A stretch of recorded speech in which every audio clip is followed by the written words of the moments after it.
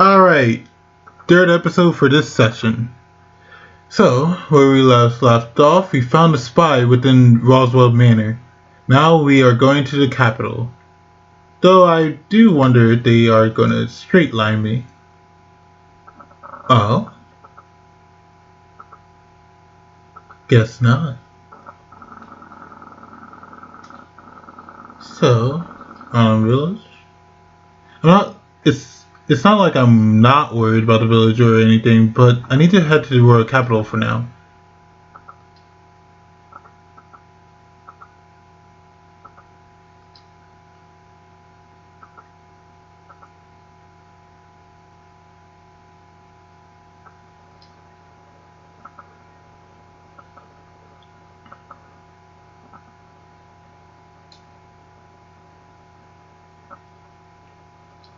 I know it's a slight inconvenience, but I asked Rim to stop the dragon carriage for a moment so I could get a good look at the highway.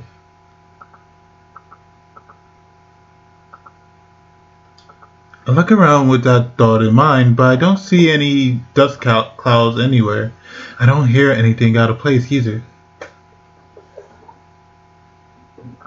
That last time in the loop before that, everything went down here.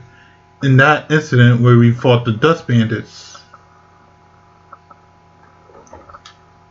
I take some time trying to try matching the scenery with what I remember, but I don't see any traitors or bandits fighting one another. We're late because of the spy holding us back, but it's hard to imagine two big groups ended up fight in that short amount of time. In other words, the fight that was supposed to break out at that day didn't. It carried over to the following day. It didn't happen this time either. Comparing the last two times and this time, the difference had to be.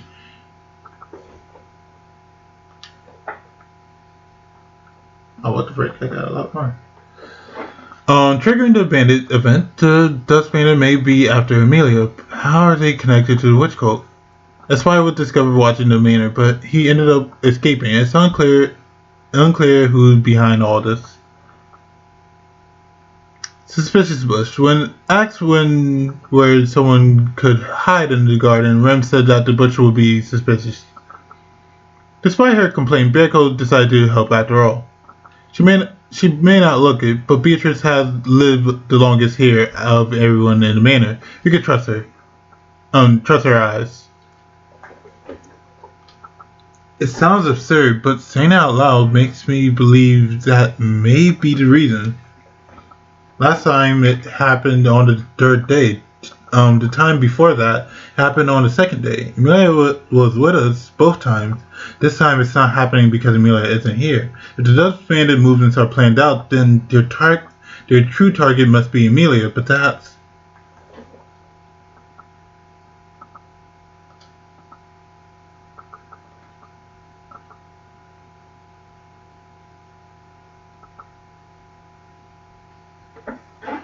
It might be... I don't think Otto was working with the bandits. But maybe the trading merchants are.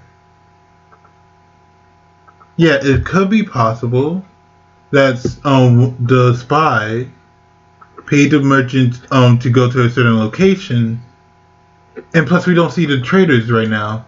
Unless the Dust Bandits are made up of rejected actors who act so surprised to see us.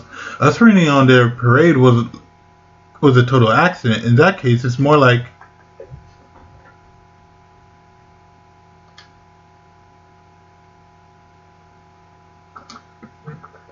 I didn't think of that either. Huh. It's hard to think of any other reason to attack her like that, and since they did...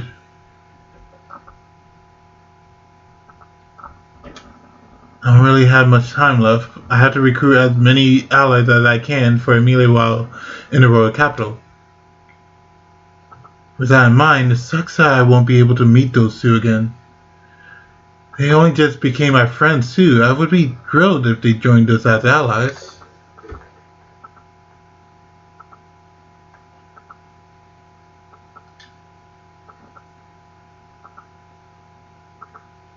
Oh my god, Subaru, you're a complete utter idiot that haven't realized that they always come when the dust bandits are here.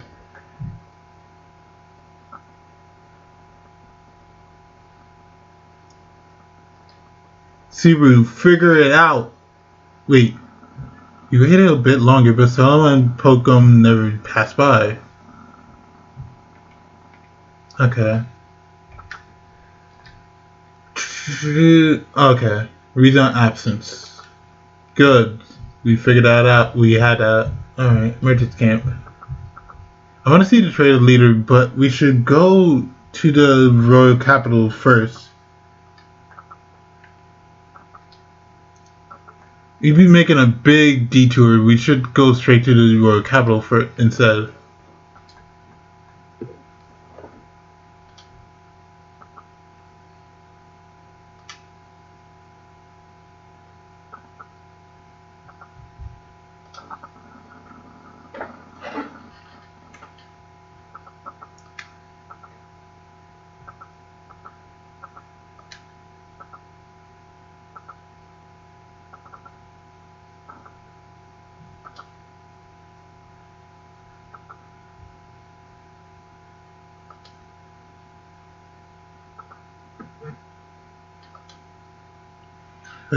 The shopkeeper glared at me with his tough-looking, scarred face. If you never met him before, he looks pretty menacing. But this guy is really, yeah. But this guy is a really good person at heart. So there's actually nothing to be afraid of.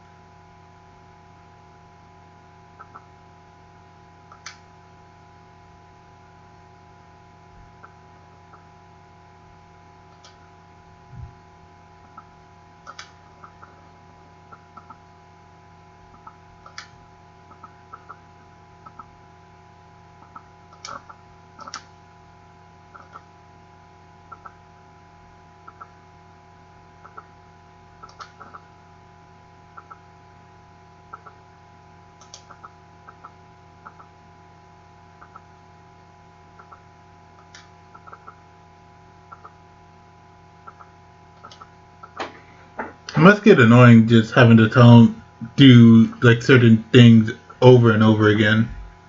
The meeting to explain why the royal selection has been delayed will happen with or without Emilia in the royal capital.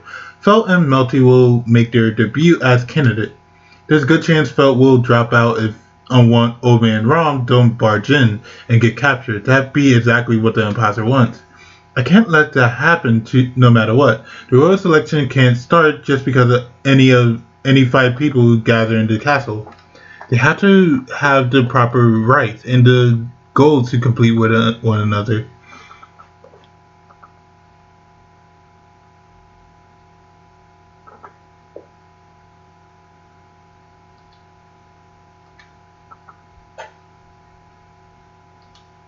Oh, whoops.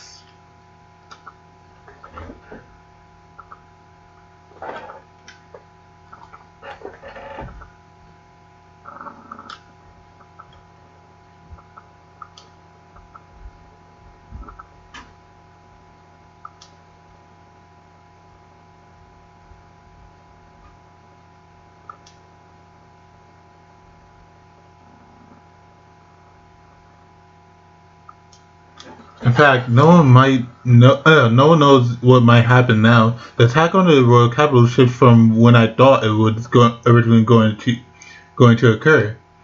It'd actually be better if we stick together. I wouldn't have to worry about anything in that case.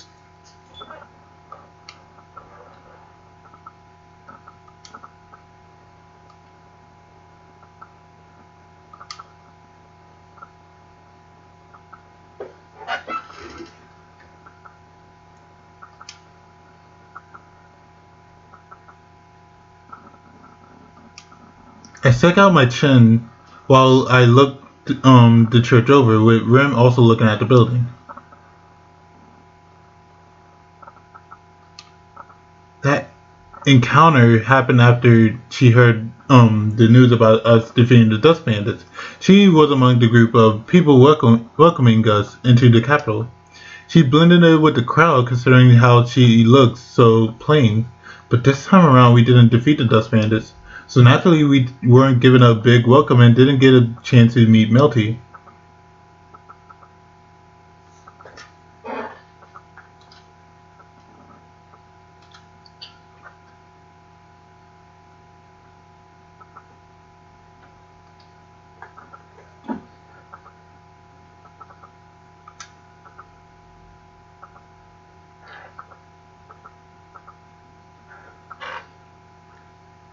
They pray to dragons?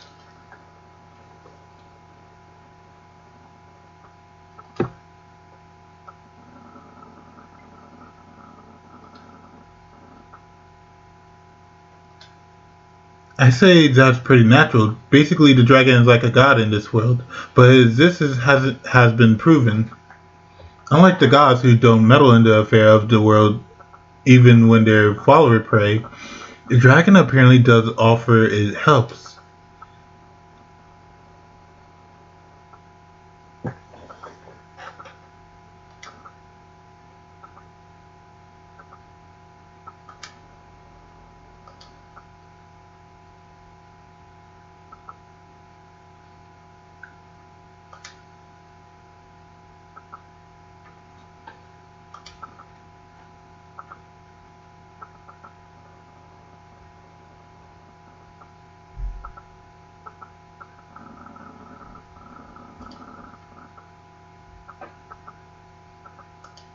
I think back to the get together we had and how she acted at the church.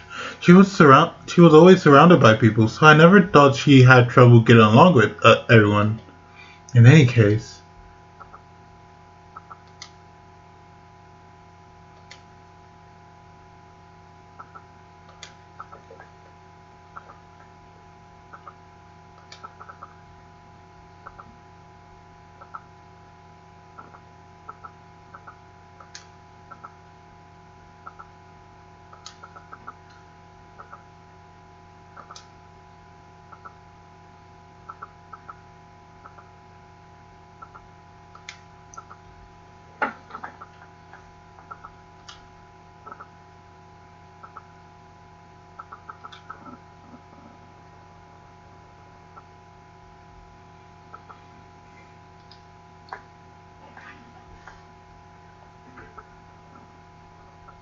um,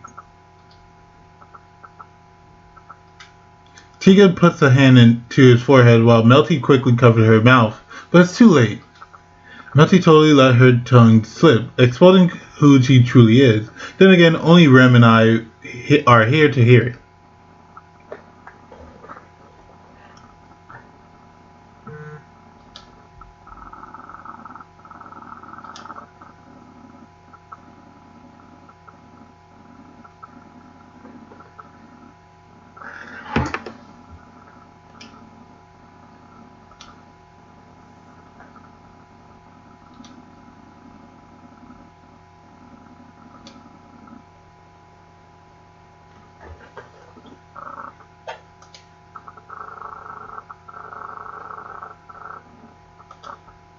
But as for the Council of Wise Men, they're far more concerned about the identity of the fake candidate. This is their first precaution. Knowing about Melty's existence in and of itself would put me in the forefront of potential imposters. Pretty unreasonable, but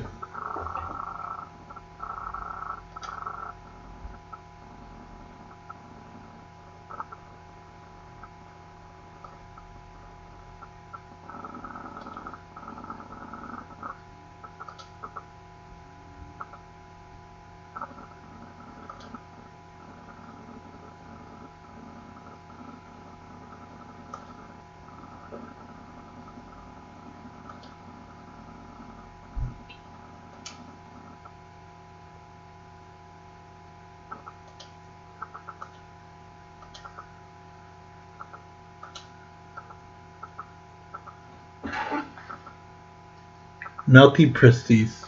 That's a fun name to say.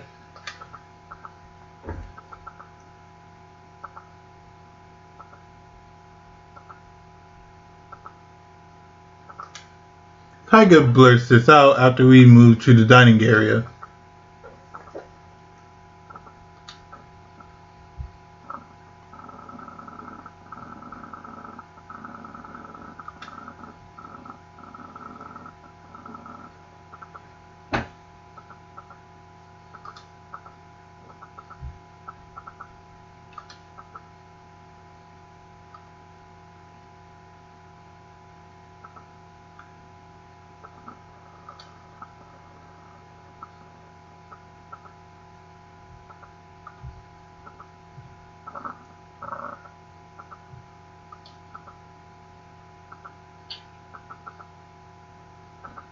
Oh.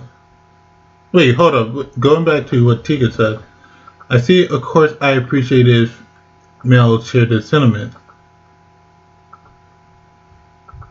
believing that they have a wonderful relationship. I'm not sure if Tika likes her or not. After hearing that revelation, I figured out the secret to their relationship. I always thought those two seemed to be rather close. Now that I know they're childhood friends, I'm convinced, but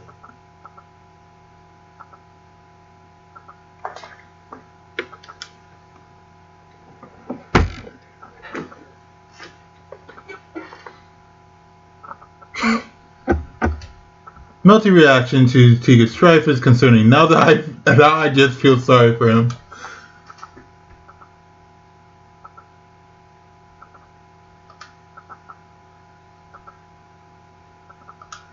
I hand over the apples, and Melty lips form a big smile as she receives them.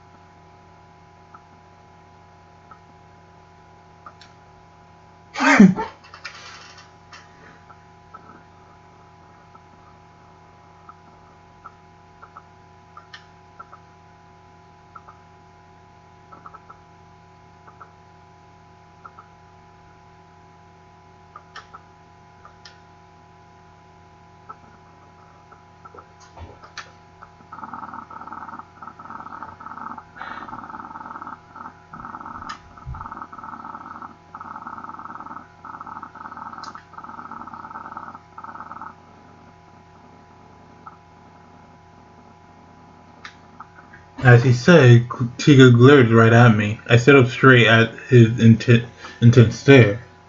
Tika seemed to be a bit more wary of me than last time. Could it be due to how I found out about Melty's situation?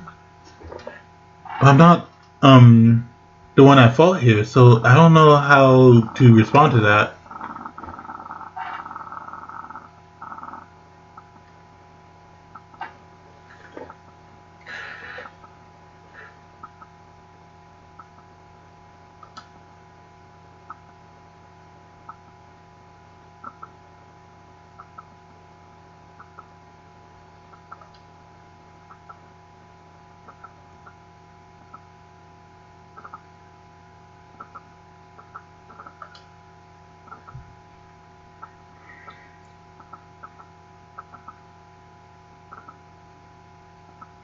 I just thought of why he might be suspicious.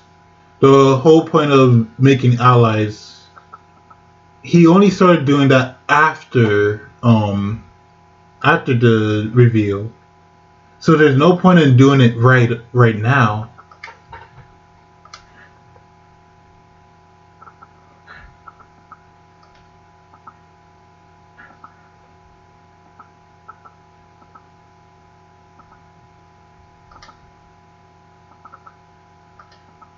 Not too panicked, put a smile on my face, though I am a little uncomfortable with how off-putting this situation seems. It could be said that Melty Camp was the most friendliest towards us in the previous loop. Melty attitude hasn't changed in that sense. But maybe it's because I went to the church too early, or there was an issue with my demeanor, because Tika seemed to be strangely wary of me. But there's no point in worrying about what already unfolded. I just have to be careful when I talk to the other candidate. I also hope Tiga and I can talk like we used to.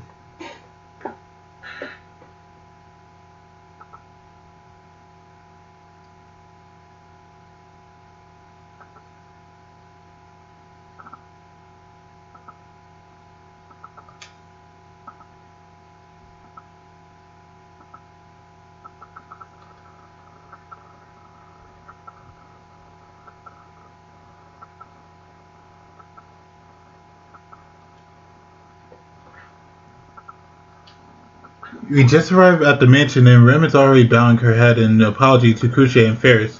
The reason it turns out this way is because our schedule fell behind when we visited the church, not to mention that Amelia isn't with us. And since I made the call on both these points,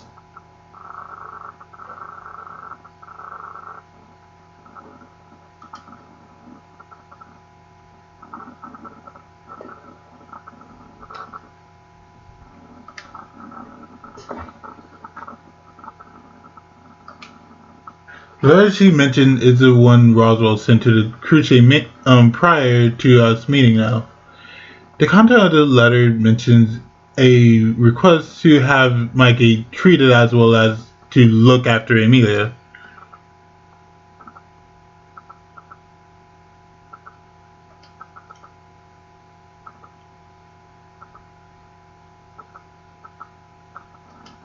Oh, it's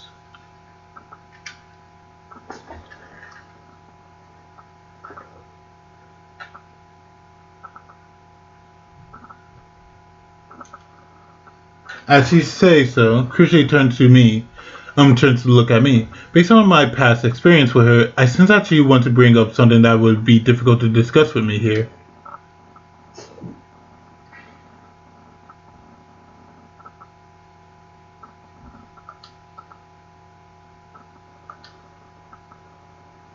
I had over the letter I've been keeping in my pocket. Cruciate read through it rather quickly, then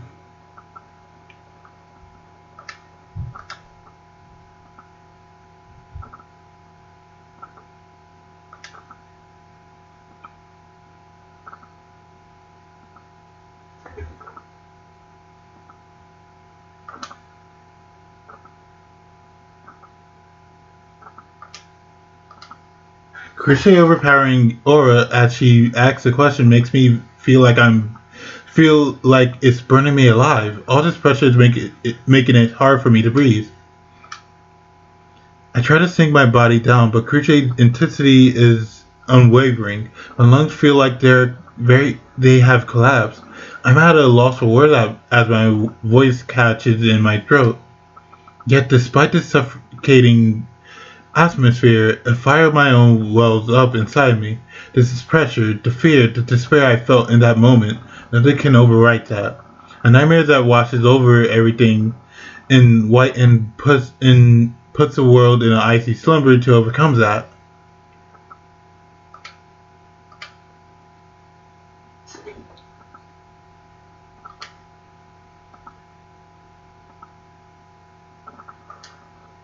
In the end, no matter what I say, nothing can describe what I've seen. If she think just talking out of my ass, and assume I'm lying, it'll be over. Very well.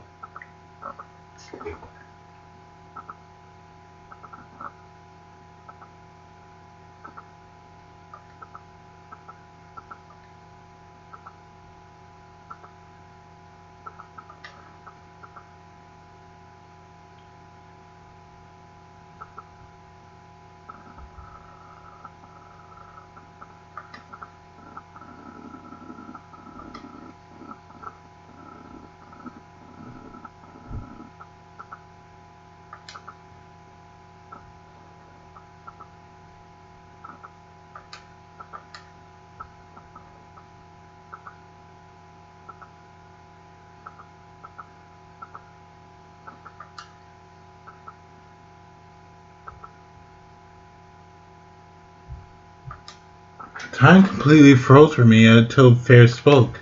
I thought for sure I'd get eaten alive, but I managed to survive by holding my ground.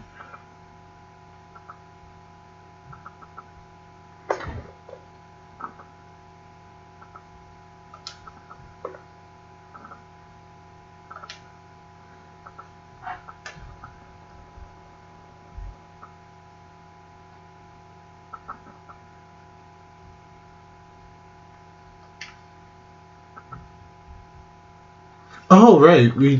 This might be the first time we learned about the wind. I forgot about that being a plot point.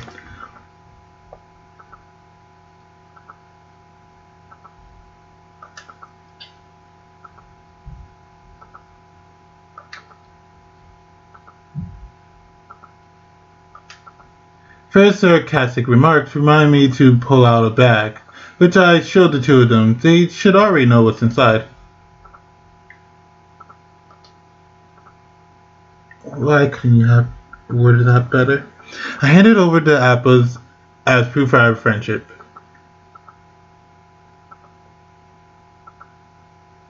Loop 3, Day 3. Alright, with that, I'm going to end today's episode, and I'll see you guys next time.